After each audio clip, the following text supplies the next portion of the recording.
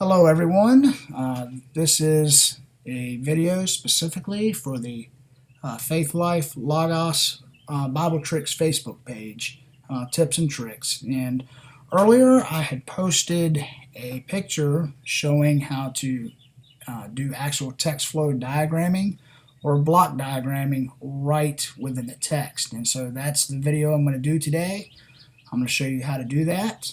I do want you to be aware that Logos really already has this feature somewhat implemented. It's called propositional outlines. If you have a high enough base package, and that's if you do, because not all base packages will have this feature, you can click on the visual filters icon there, and just come down here to propositional outlines and click that. And that's kind of what it looks like. And you can see that these are indented to the left, and then they have their subordinating clauses indented underneath of them. That's kind of basically the idea that we're going to be doing today. If you're like me, I want to see it actually right within the text, and I don't want it done for me. I'm the kind of person that likes to sit down and think things through and be able to do it myself. And so we're going to use 1 John here. We're just going to do one verse. We're going to do verse 5, and we're going to basically, how we're going to do it is we're going to create a custom highlight palette.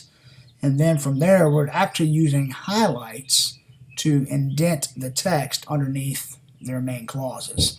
Now, I'm not going to go through the process of how you break the passage up into propositions or how you actually indent or the rules for indenting. It's not a tutorial for text flow diagramming. I just wanted to show you how to do it within the text without actually having to open up a sentence diagram here, because sometimes, let's face it, for me, I'm a very visual learner, and I like to actually see it within the text and see how it works with the rest of the text. So that's what we're going to do. So I found it a lot easier, if I come up here to break off things and highlight things. If I come up here to my visual filters and I click on the Bible text only. This gets rid of all the verse numbers, chapter numbers, and things like this. So we're going to do that, and the next thing we need to do, since it's going to be a custom highlight palette, is we need to access our highlighting tool. And so you do that, you come up here, you click Tools, and you'll see right here highlighting, and when you click that, you should get this little thing coming up here on the left. Now, one of the things you'll see up here is you'll see the erase and the new palette. And since we're going to create our own custom palette, to be able to do this, we're just going to hit New Palette. And what you want to do is you want to give it a name. Now, give it a name that you're going to remember, or something that you're going to remember easily, where those specific set of highlights are going to be at. And so I'm just going to name this one Video Tutorial, and that's because I've already created my other palette here with the indent tag under there to be able to indent within the text. Now, once you do it, it should be pretty much alphabetical order, I believe. Maybe not. Maybe it's just in the order you create it. But anyway, you'll notice that when you put your cursor over it, you get this little drop-down arrow. And so that's what you want to hit. You want to hit this, and you'll see a small menu up here. And what we want to do is we want to add a new style. And that style is going to go underneath of that palette. So every new style you create is going to go under that specific palette in which you created in. And we're going to call this indent, because that's what we're doing. Now, Logos, if you've never created your own palettes, Logos has a number of features, and these are great features, and I would encourage you to experiment with all of these. You know, you can have font styling. If you want to make it bold, you can make it bold. If you want to make it stand out within the text, you know, you can make it like 180% bigger. We're not going to do any of that. We're going to keep it regular, but just experiment with them. You know, backgrounds, different things with the background. You can have images. You can place the images in different places, but we're not going to do any of that. What I'm going to do is I'm going to show you how to actually make the text indent underneath of another clause. So what we're going to have to do that is we're going to have to go to Insert Text. So once you've named you're highlighting, whether you want to name it indent or whether you want to name it, tab or whatever. You want to go to the insert text, and you'll see a number of options here. You'll see text before, text after, text above, text below, and labeling. But we're definitely not gonna mess with labeling. But what we want is the text before box. So what we're going to do is you're going to click your cursor in, make sure the cursor is in the box. And what I want you to do is I want you to watch this word right here. This is the name of it. And this is kind of showing you a preview of what's going to happen when you apply this specific highlight to it. Now all I'm going to do, I'm not going to put any text in there. I'm not going to add any kind of underlines or anything like that. All I'm going to do is I'm going to indent it using the space bar. So I want you to watch this up here. I'm going to indent 7 times, and I'll keep my cursor up there so you can see it. So I'm going to go 1, 2, 3, 4, 5, 6, 7. And you'll see the cursor here in the box moved, and this word, the name of the highlight, actually moved, which is called indent. And once we do that, that's all we need to do. We're just going to hit save. And you'll see under video tutorials, the palette we created and the style we created within that palette came up. Now, if you ever need to edit this or rename it, you simply put your cursor over the name of the style, not the name of the palette, the name of each style. You would hit that drop down menu, and then you could go into edit and edit it any way you need it. Now, the next thing I'm going to do, since we're here, is I'm going to create a shortcut key, and I would recommend doing this because it's very helpful. That way you don't have to keep the highlighting palette open at all times when you're doing this.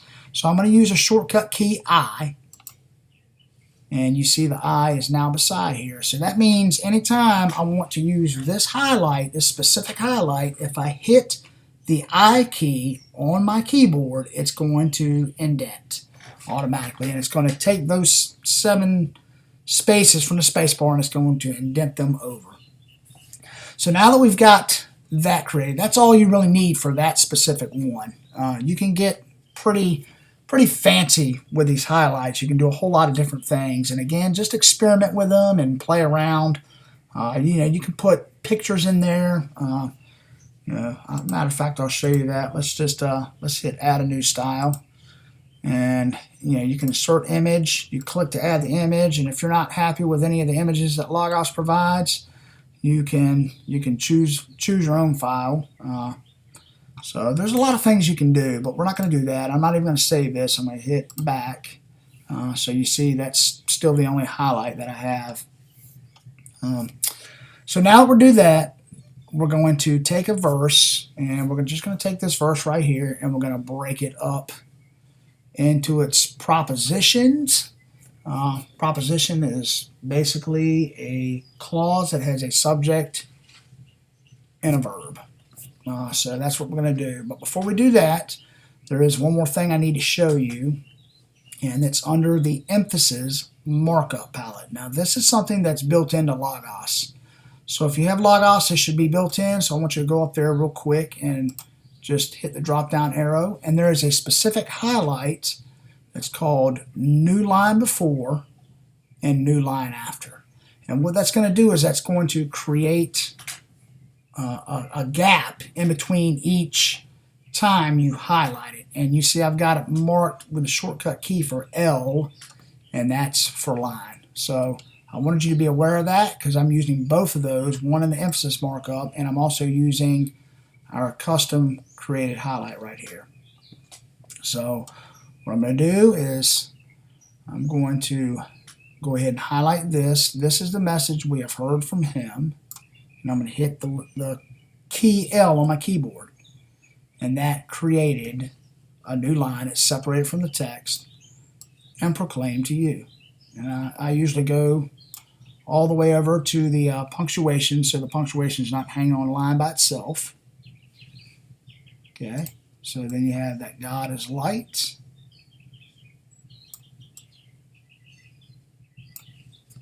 Hit L. And in him is no darkness at all. And That's all we're going to do today. So we're not going to do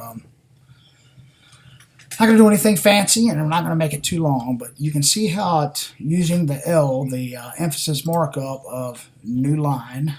That's what I just used. And now we're going to indent the text. And we know that this is the main portion. This is the message we have heard from him. And so what I'm going to do is I'm going to take and proclaim to you, and I'm going to hit the letter I. And you can see how it indented under here. Now, it's been kind of quirky, and I've tried to hit it several times. And it's cooperating now, but before it was giving me a message, but that giving me a mess. So typically when I do text flow diagramming, I try to go all the way to the word that it's modifying, and it's modifying heard. And there you go. You can see where it messed up right there, but we'll keep it there. This is the message that we've heard and proclaim, that God is light, and in him is no darkness at all. So we're just going to keep it do to. And you can see how it kind of is fickly. However, you kind of get the idea. You kind of get the idea there of how it works.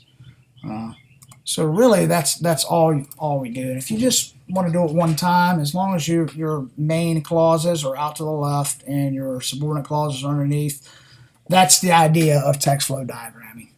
But it's pretty simple. You just hit the new palette, you create your custom palette, you create that style that allows you to indent. You ain't got to put any text or anything on it, and then you come out with this. And again, if you want to get fancy, this is one that I created called grammatical tags, and I can tag it however I want. I can place it up above, I can place it beside, I can place it below. For the time being, I've got it, above. But, that would grammatically tag it to what this particular, each proposition is, whether it would be an action or a grounds, the reason or means or a purpose or an inference or something like that. But again, that's another video, but hope this has been helpful. It's real simple. So if you have any other questions, just drop me a line on the Logos Bible Faith and Tips, Bible whatever it is, tips and tricks, and where this video is posted, and I'll try and answer as quickly as I can. Thanks for watching, and I hope this will actually enhance your Bible study, guys.